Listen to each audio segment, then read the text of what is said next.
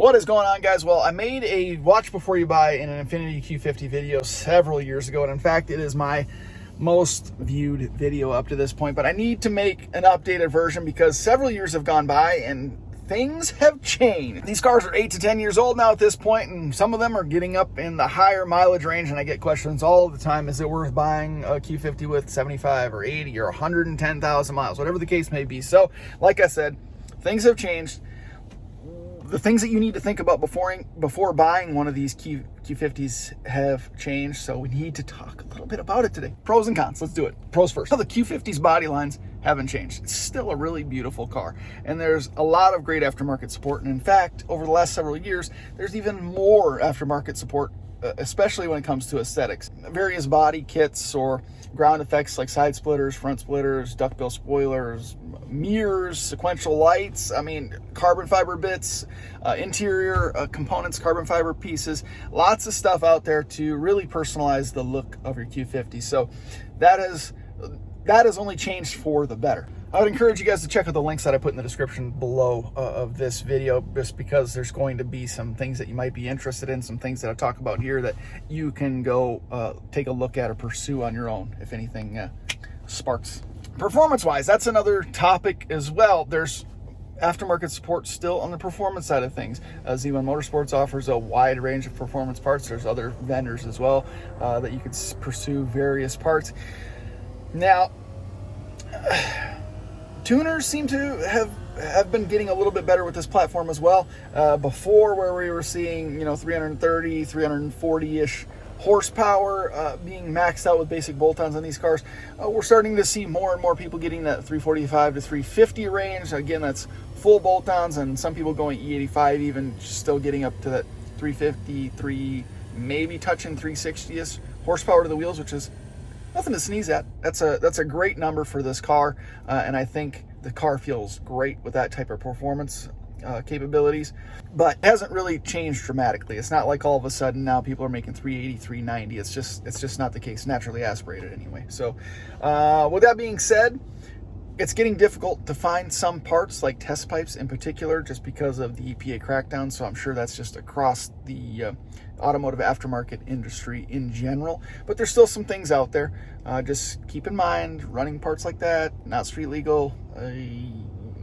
But either way, aesthetically, performance-wise, the aftermarket is still there, and that is a good thing.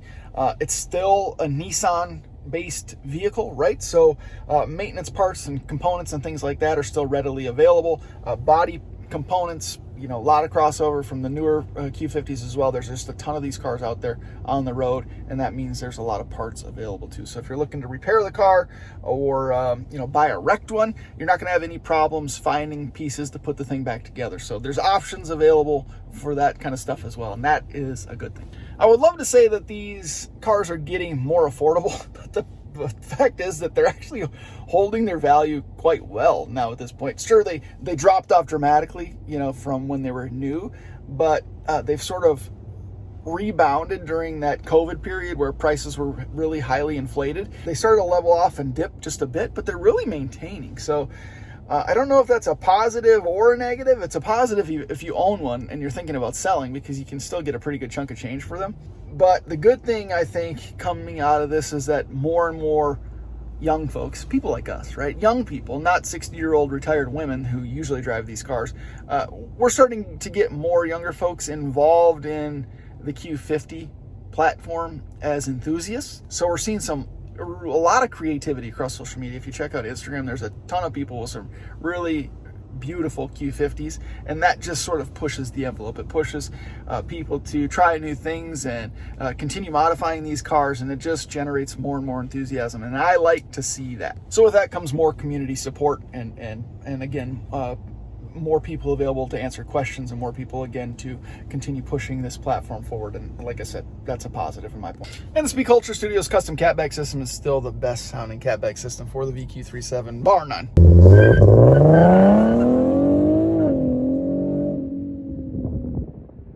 No competition. Link in the description below. Check it out if you're interested. Oh God, it sounds good, and it still sounds good. So those are all the pros. Let's get into the cons. The cons, it just has to be age. Simple as that. The Q50, but the VQ37 was only produced for 2 years, 2014 and 2015. That means these cars are 8-10 years old if you got an early 2014.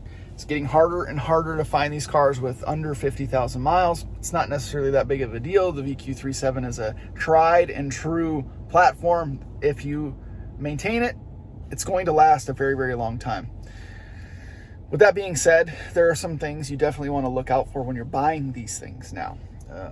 Check the fluids. Try to find service records if at all possible. Make sure you're getting that Carfax report and making sure that the title is indeed clean or that the car has not been damaged. Pay close attention to all the body panels. Try to figure out if the car's been painted or wrecked at any point. Look at all the bushings, particularly the rear diff bushing. Chances are, if the car's got any type of mileage on it whatsoever, especially if it's from up north, chances are the rear diff bushing has failed and it's leaking. You want to get that replaced. Whether you replace the entire subframe for a couple $1,000s at a dealership, or you do the Z1 Motorsports rear diff bushing swap, check out my video for details on that. It's well worth it, but it's an important thing to take care of if that diff bushing has failed. Of course, many of you might be aware of the transmission issues that seem to become more prevalent now that these cars are getting some age on them. It's no longer if the valve body is going to fail, it's when. I hate saying that. I really do hate saying that. 75,000, 76,000 plus miles on my Q50, no valve body issues.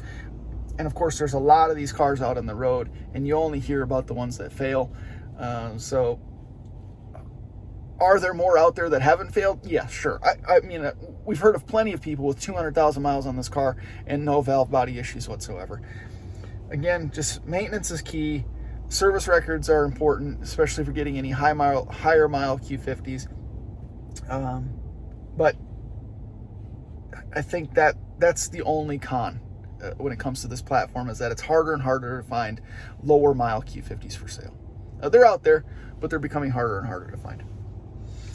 And the final con, I gotta say, is just related to performance. I know I said they're capable of making 345, 355 horsepower with basic bolt-ons, and that's true, and it's nothing to sneeze at, like I said. However, unless you go forced induction, these cars will never be quarter-mile monsters. They're just a nice, classy-looking family sedan that you're able to get quite a bit of performance out of, but, you're not going to be beating C6 Corvettes or Hellcats or tuned 3.0Ts. It's just not the case. So you have to have reasonable expectations. If you're looking for a car that you can put a bunch of supporting modifications on, like I did myself, with brake upgrades, sway bars, good suspension, stiffening braces, and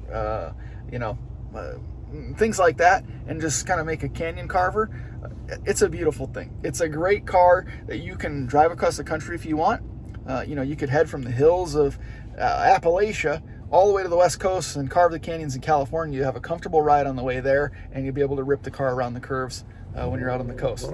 That's something that's just really hard to beat. I mean, when you have kind of a total package, a car that sounds good, that pulls pretty hard when you want it to, that's faster than 90% of the cars you're going to see on your morning commute to work, and one that you can take a road trip in with the family and still have a little bit of fun driving.